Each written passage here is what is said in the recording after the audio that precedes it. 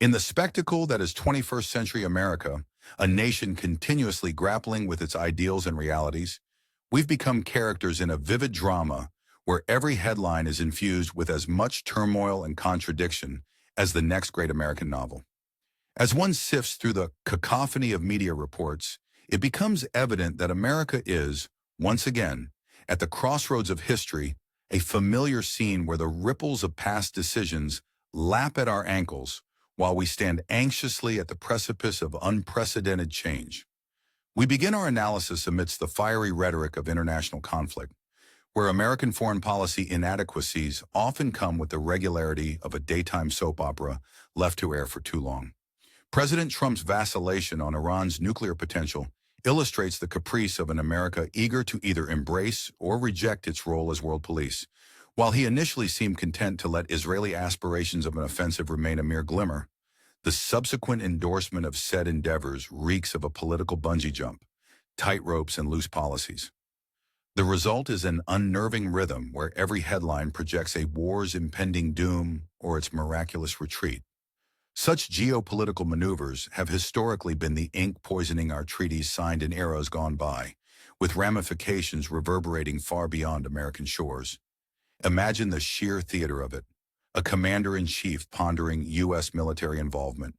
At one moment a diplomat, at another, a warmonger. It's a constant recalibration, as if plotting the fate of nations were a narrative twist written hastily at midnight, dangerous and uncertain. The alignment or misalignment with Israel often lacks nuance, with Trump's later solidarity merely amplifying the regional angst. Here there's a bitter irony, a nation outweighed by its shadow, clutching at its historical alliance while spouting defensive logic, reminiscent of a Tom Clancy Regency. The old cloak and dagger, now cyber age. In Jonathan Swann's exposé from the New York Times, the astute reader finds themselves midway between two cliffs, one of inevitability, the other too obscured by the silhouettes of power plays and missile shadows in the desert dusk. In domestic policy, the farcical might lead one to ponder if our lawmakers, now embroiled in frivolous budgets and deficits, have mistaken millennials' asses for deficits that won't smother dreams just as efficiently.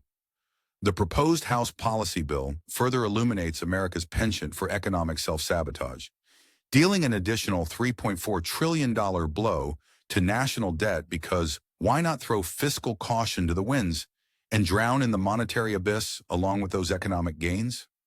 We might as well write a check straight from the vault of surrealist comedy, signed in befuddlement and endorsed with horror. Intrigued yet? Tune into the visual misadventures of modern governance, where the reliable performance is high drama, shrouded in bureaucracy. A clown show where optimism and tangible progress seem suspended, waiting in the wings like the forlorn specter of better policy days. But wait, could it be? Is there a curious subplot? Digressing from monetary lunacy, we wander into the realm where historical tectonics shift discreetly yet powerfully. The American treasure trove of historical provocations, where political intrigue and economic disparity mingle in a dance far older than the Fourth Estate's first lament. Back in the cozy confines of Britain, where centuries of transatlantic kinship have ensured our outrage vents occasionally in tandem, MPs have decriminalized abortion for women in England and Wales. What relevance, you ask? Dear compatriots, the story of American freedom and restriction is as much about understanding others' struggles as it is our own. This decree is poised to offer American lawmakers a prologue or a cautionary tale. Cancel as necessary. Shrouded in uncanny timing, the metaphoric seas across Europe are teeming with migrations, ever reliant on vagrant troops. Smugglers and taxi boats alike remind us that human journeys, like our own democratic experiments, never cease, moving even against tides obvious and perilous. Ours is a world connected beyond furious tweets and state-afforded paranoia, where the migration of ideals jockeys alongside the physiological quest for survival. Yet it is in the heart of American malaise, Gaza and its contentious edges, that we find American history's spectral voyeur. Through the furious haze of Israeli defenses and Palestinian grief, whipping across CNN's airwaves, we find common grounds of ethical inquiry, daunting yet familiar for the resolute idealists seeking solace behind treaties penned and promises broken. These transcendent images, however sporadic, beseech us to reconsider humanity with episodic surrender to madness, caused more by politics than essence. Ultimately, America finds itself captivated by missions, still clandestine. Its culture a veritable melting pot, unintentionally designed for the orchestration of mayhem and majesty alike.